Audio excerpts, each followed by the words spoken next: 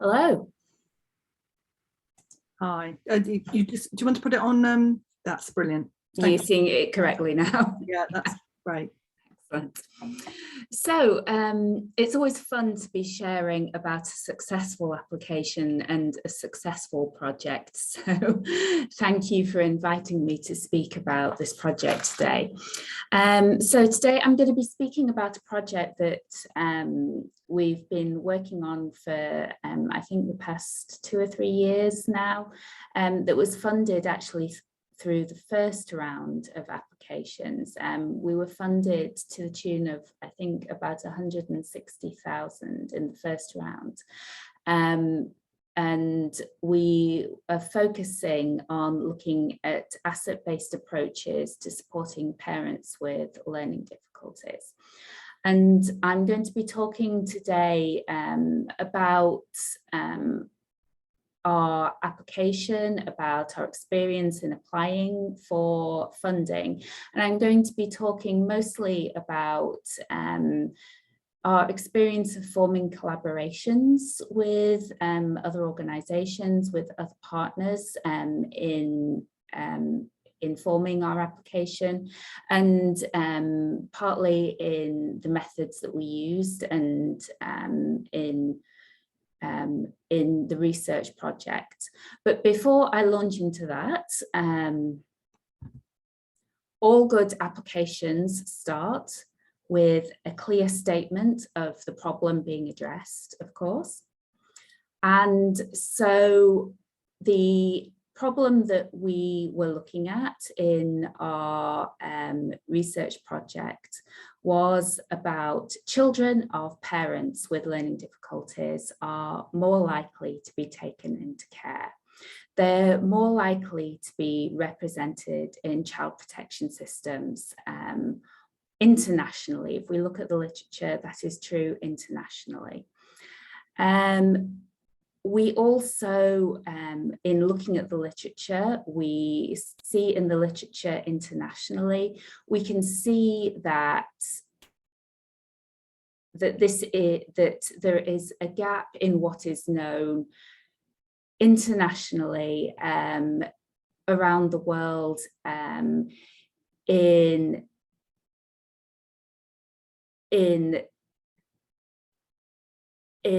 what we can do to support these parents.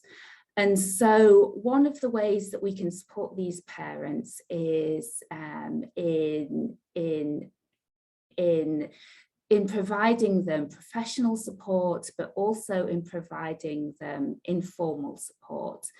And so there is some evidence that says that professional support, informal support can help them support their children and be and provide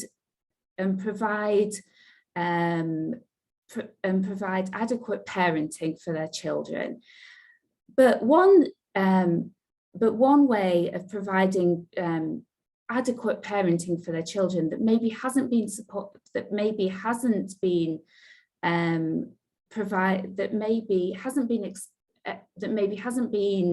explored adequately is asset-based approaches. Now, asset-based approaches is something that has been explored maybe in that is maybe being explored maybe in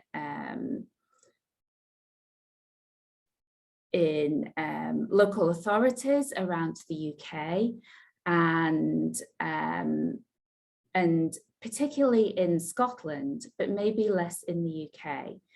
And so we decided that this was an area that we could base our application around. And so we found that the literature suggested that this was something that our project could be supported around. And yet providing a rationale around the literature was something that wasn't just adequate for our application.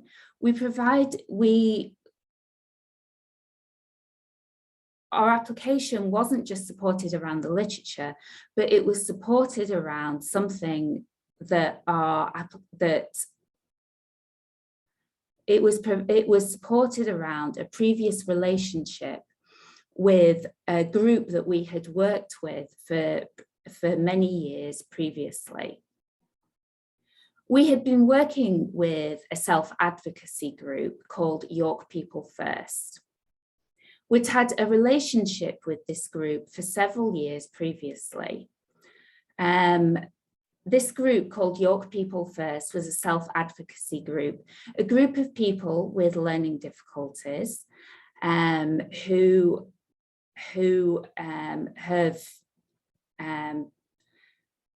been known for providing self-advocacy for themselves and speaking up for the rights of people with learning difficulties for many years in York, and actually a national group in the UK, and speaking up for the rights of people with learning difficulties in the UK for many years. And they have been involved in our project and in speaking up for the rights of people with learning difficulties for many years in the UK. Now, they weren't just involved in providing what you might call advice or consultancy in our project, but they were actually involved in the design and the conceptualization of our project right from the beginning. So we had actually been working with them for 2 or 3 years before our project began. So we had had a long-standing relationship with them. We had been involved in a participatory research project with them a couple of years previously. So we had worked with them on a project 2 years previously, where we had run a conference with them that was about parents with learning difficulties in York, where we had run a conference and we had invited people who worked with parents with learning difficulties, so stakeholders, professionals who worked with parents with learning difficulties, to come together in York and discuss what it was that parents with learning difficulties needed in order to be able to parent successfully. And one of the things that had emerged from that conference was that parents with learning difficulties really needed networks around them in order to be able to parent in order to be able to parent successfully. And so we decided that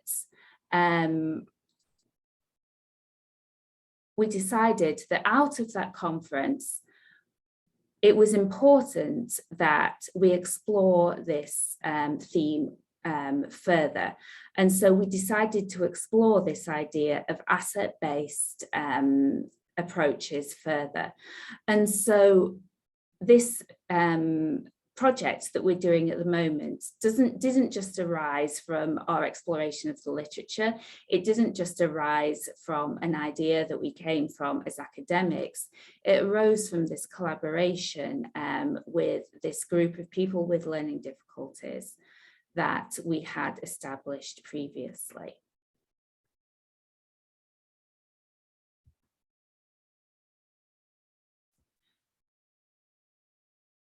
Now, so we have this collaboration going on with York People First, but I think it's also important to explain that as an academic team, we also are a team that bring many strengths together.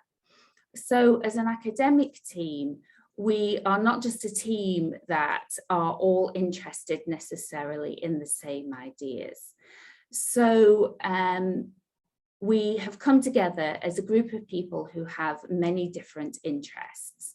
So for example, we have a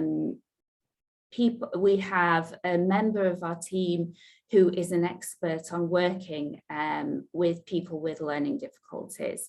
I actually came onto the team as an expert in working with parenting and parents who are marginalized within their communities. We have a member of our team who is an expert on working with qualitative methodologies. And we have a member of our team who is an expert on working with service user engagement. And so our academic team is made up of experts in many different areas. And I think it's really important that we are not just an academic team who are experts in one particular area, but we are experts in many different areas.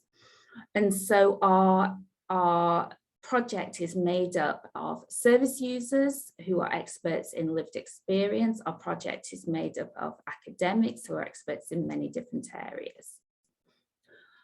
In addition to that, we also have brought on collaboration with our local authorities in the areas that we're interested in working in. And so we formed collaborations with the local authorities in the areas that we were interested in working in. And so in our original plan, and I'm going to come on to talk about that a little bit later, our original plan was to work in 2 different field sites. And so we formed collaborations with local authorities that we were interested in working with in 2 different field sites that we were interested in working with. And in our applications, we made sure that we worked carefully with those local authorities. We approached the local authorities and asked for letters of support with those local authorities before we put in our applications. And so we made sure that those local authorities were on board with our applications. We made sure that they were interested in the research that we were going to do, that they thought that our research was a good idea, that they were interested in the outcomes, that they were interested in the research and in the population, in the outcomes, in the research that we were going to do. We also made sure that we had people who could inform the gaps in the expertise that we had. So one thing between the first and the second round, Rifat talked about stage 1 and stage 2. One of the things that we were criticized about in between stage 1 and stage 2 was that we maybe didn't have quite the expertise that we needed on our national expertise. And so in between stage 1 and stage 2, we brought on an expert advisor on national asset-based approaches. And so we made sure that we had that expert advice on national asset-based approaches. And so we brought on that expert collaboration at that stage.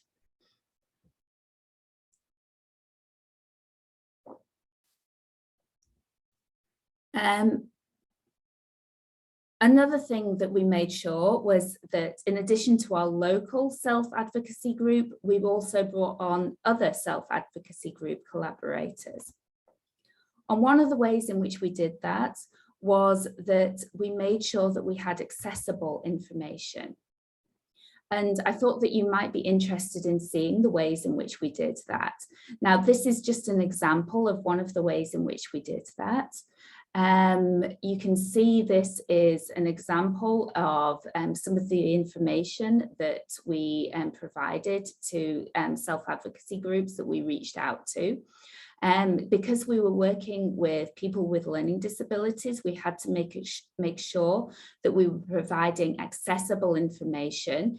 One of the things that we need to remember when we are working on an RfSC call is that we're working with people who aren't necessarily academics. And so a member of our team is an artist. We're lucky to have somebody who is an artist on our team. And he has prepared lots and lots of information you'll see in some of our slides.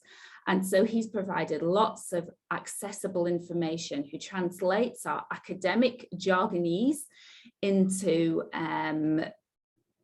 non-academic language. And so he translated our academic language about the way our research was going to work. And I'm very carefully saying was going to work, because unfortunately our project was interrupted by the pandemic, and very little actually happened in the way that we thought it was going to. And so this didn't actually happen in the nice linear way we thought it was going to, but this I thought was a nice illustration of the way that we provided information to service user groups in a way that wasn't necessarily in the way that we would provide it to academic groups. Now, of course, every application has to have a very carefully stated research aim and research questions. I'm showing you ours here, not because I want to go through them, but because I want to show you that we stated them in a very carefully worded way, but also to show you that in our application, we used language that maybe was very jargony, and also to say that this is something that we were pulled up for in our application because of our use of jargon. And to say that in the way that we presented our application to other people, we didn't necessarily use this jargony language. The word asset-based is very jargony. And when we were presenting this, this project to people in the community, we actually chose to use other language. We didn't use the word asset-based to people in the community. We actually used other language where we talked about community resources. We talked about resources people could find in their communities. I'm aware that I'm probably beginning to use up my time at this point, and I don't want to go over my time. And so I'm not going to necessarily go through all of the methods that we used, only to say that unfortunately the pandemic completely put paid to the methods that we were going to use, and to say that our application was formed of very creative qualitative methods, and to say that if you are somebody who maybe thinks that you don't fit in with a typical NIHR application that maybe is formed of a RCT evaluative method, we put in an application that was full of oddball qualitative methods, photo elicitation, community mapping, that were very much mapped onto our asset-based methods. And we were funded on these very oddball qualitative methods. And they were the right methods for the application that we put in. Unfortunately, most of them we couldn't actually carry out because of the pandemic.